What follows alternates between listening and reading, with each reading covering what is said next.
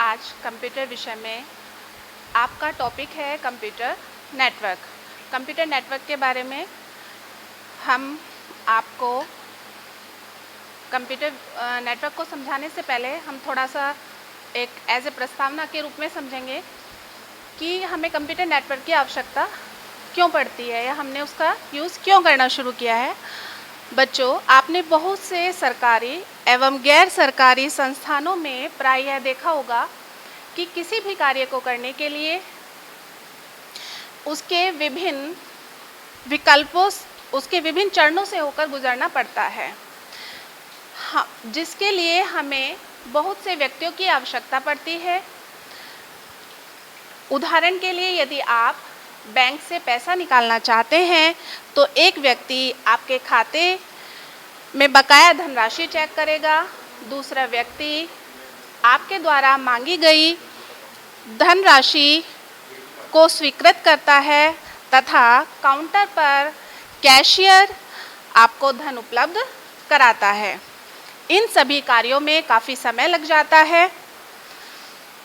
उसी प्रकार कुछ कार्य विभिन्न कार्यालयों के तालमेल के बाद संभव हो पाते हैं, जिनसे न केवल अत्यधिक समय लगता है अपितु धन एवं मानवीय शक्ति का भी ह्रास होता है, जिसमें यदि इन्हीं सब मानवीय कार्य प्रणालियों का परस्पर संयोजित कर दिया जाए तो मानव शक्ति, समय और धन की बचत होगी तथा हमारी प्रोडक्टिविटी भी बढ़ेगी, यानी कि उत्पादकता भी बढ़ेगी।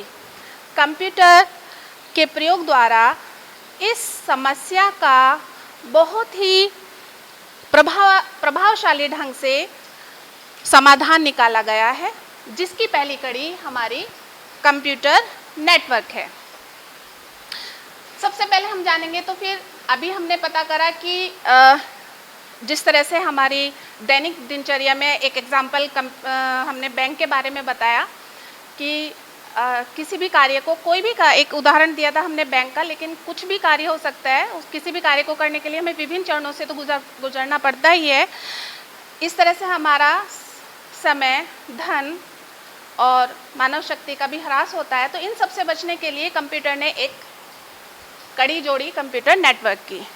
कंप्यूटर नेटवर्क क्या होता है?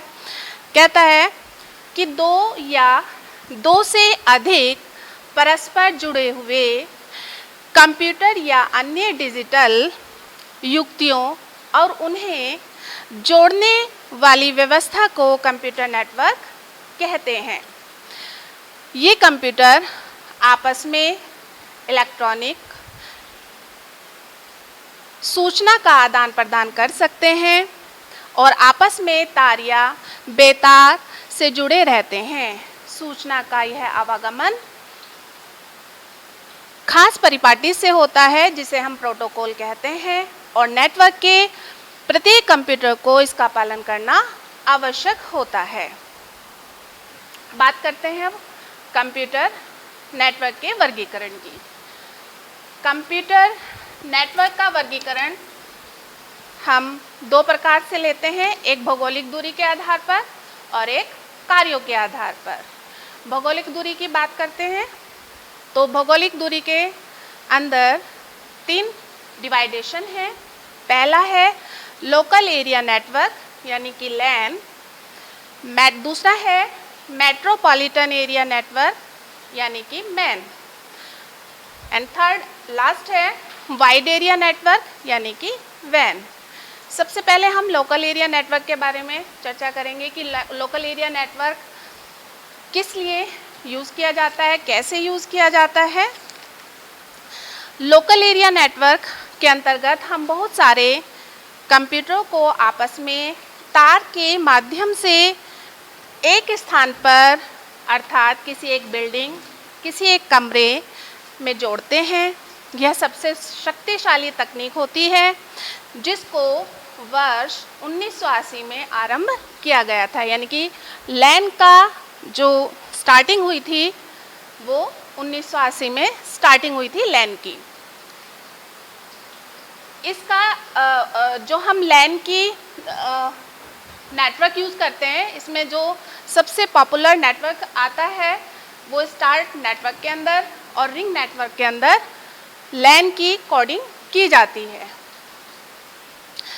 इसके बाद ये कहता है कि इस प्रणाली में केबल के द्वारा नोड्स को आपस में जोड़ दिया जाता है। प्राय लैन के केबल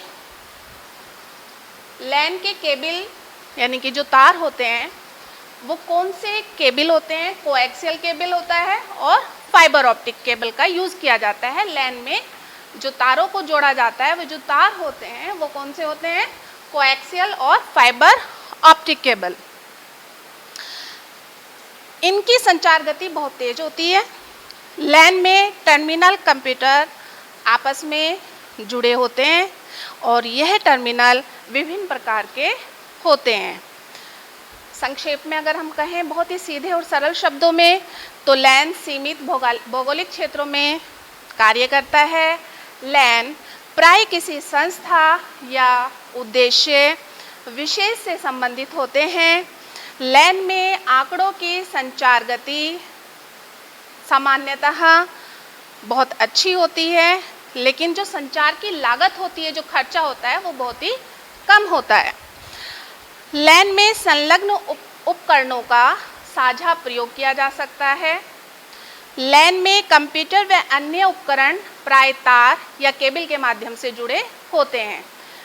हमने बताया तार या केबल, जैसे कि यहाँ पे कहा कि कोएक्सियल केबल और फाइबर ऑप्टिक, जैसे कि यहाँ पे बताया स्टार नेटवर्क और रिंग नेटवर्क, इसके उदाहरण बताए आपको।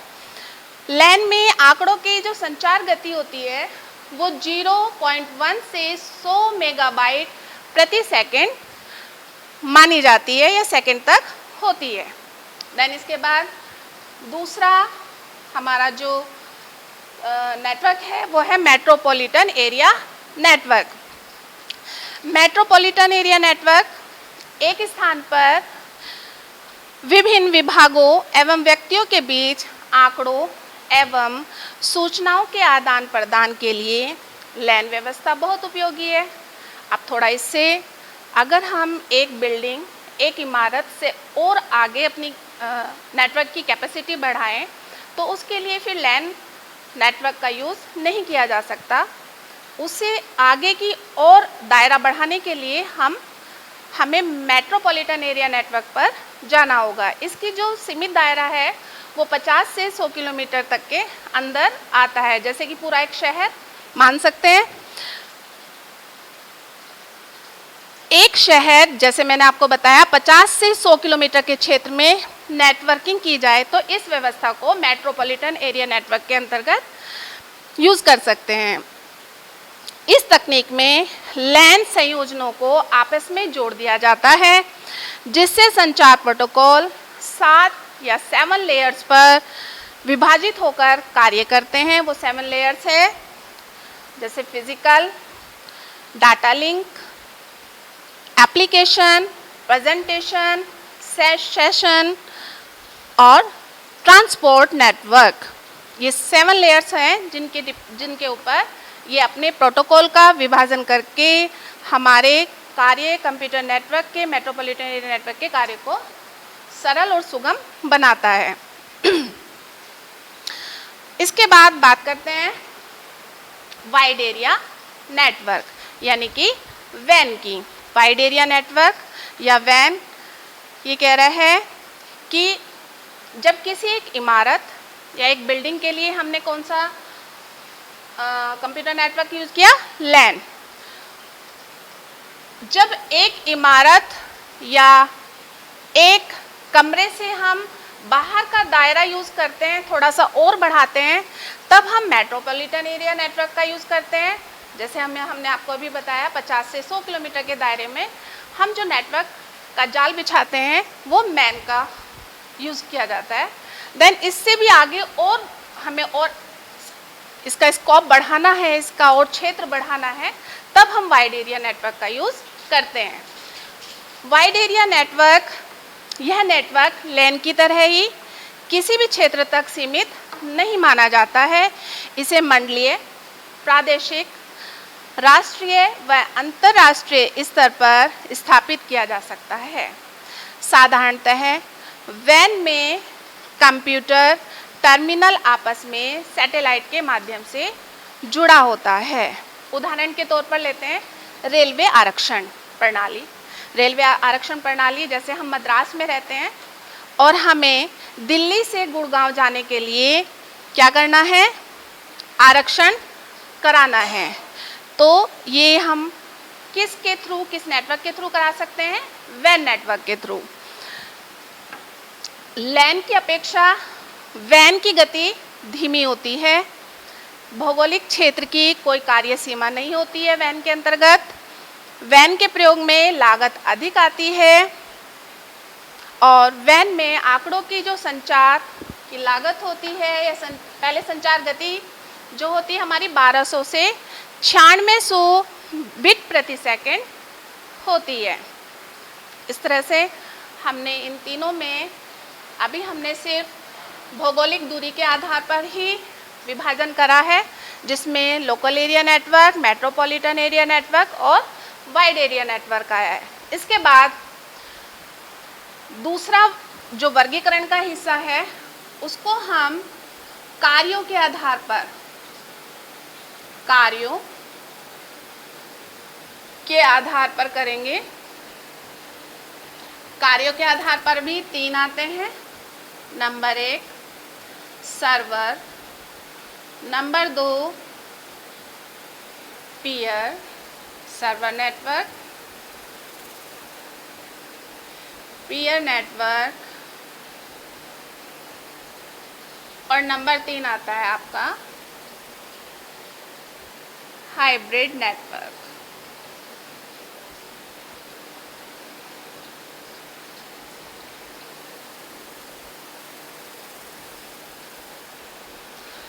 अब हम कार्यों के आधार पर देखते हैं। सबसे पहले आता है हमारा सर्वर नेटवर्क। सर्वर नेटवर्क को, सर्वर से हमें स्पष्ट हो रहा है कि बहुत सारे कंप्यूटर का एक मेन कंप्यूटर बना दिया जाता है जो सभी कंप्यूटर को होल्ड करता है, जिसे हम सर्वर का नाम देते हैं। एग्जाम्पल के तौर पे आप कह सकते हैं क्लास में 40-50 बच्चे हैं और हम एक मॉनिटर बना देते हैं जो उनको, उनकी गतिविधियों को या उनके कार्यों को काफ़ी हद तक कंट्रोल करता है। सर्वर आधारित नेटवर्क यह स्पष्ट करता है कि नेटवर्क पर सर्वर की उपस्थिति है, जिस कारण नेटवर्क को सुरक्षा मिलती है। ये नेटवर्क पर किए जाने वाले कार्यों को क्लाइंट या सर्वर में विभाजित कर देता है, जैसे फाइल को संग्रहित करना, प्रिंट करना आदि के लिए प्रयोग होता है। इसके विपरीत सर्वर प्रार्थनाओं यानी कि रिक्वेस्ट को स्वीकार करके विभिन्न सेवाएं क्लाइंट तक पहुंचाता है। सर्वर कंप्यूटर, क्लाइंट कंप्यूटर की तुलना में अधिक शक्तिशाली होते हैं। इसका सबसे बड़ा उदाहरण हम विंडोज़ एनटी को कह सकते हैं। विंडोज़ एनटी के अंतर्गत हम सर्वर आधारित नेटवर्क का प्रयोग कर सकते हैं। उसके बाद आता है पीयर नेटवर्क। पीयर नेटवर्क के अंतर्गत सर्वर नहीं होते हैं, परंतु कार्यकर्ता अपनी आवश्यकताओं के अनुसार डिस्क स्पेस तथा संसाधन जैसे कि प्रिंटर, मॉडेम आदि का साझा कर सकता है। पीयर नेटवर्क संगठित रूप में होता है, संगठित यानी कि वर्क ग्रुप के रूप में होता है, और ये वर्क ग्रुप की एक बहुत छोटी सुरक्षा नीति होती है। इसके अंतर्गत हम नेटवर्क पर किसी भी नोड पर लॉगिन करते हैं तो हम आसानी से कोई भी या कोई सा भी संसाधन नेटवर्क पर प्रयोग कर सकते हैं जिसमें हमें पासवर्ड नहीं डालना होता है या पासवर्ड के द्वारा वो नियंत्रित नहीं किया जाता है। उसके बाद आता है हाइब्रिड नेटवर्क। हाइब्रिड नेटवर्क तीनों नेटवर्क के थ्रू कॉम्बिनेशन से बनता है, यानी कि पीयर, सर्वर और खुद का अपना एक हाइब्रिड की जो अपनी क्वालिटी लेके रखता है। हाइब्रिड नेटवर्क के अंतर्गत एक्टिव डोमेन तथा वर्क ग्रुप्स होते हैं जो सर्वर पर स्थित होते हैं। नेटवर्क का उपयोगकर्ता ऐसे किसी भी संसाधन पर पहुंच सकता है जैसे पीयर वर्कबुक। इसका यह भी अर्थ है कि नेटवर्क का उपयोगकर्ता डोमेन कंट्रोलर से लॉगिन नहीं कर सकता है। ये हाइब्रिड नेटवर्क के अंतर्गत आता है।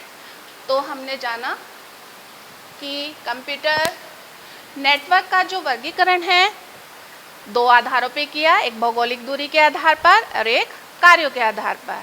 भौगोलिक दूरी के आधार पर तीन आते हैं, local area network, metropolitan area network और वाइड एरिया नेटवर्क। कार्यों के आधार पर भी तीन डिवाइडेशन है, सर्वर नेटवर्क के अंतर्गत, पीयर नेटवर्क और हाइब्रिड नेटवर्क।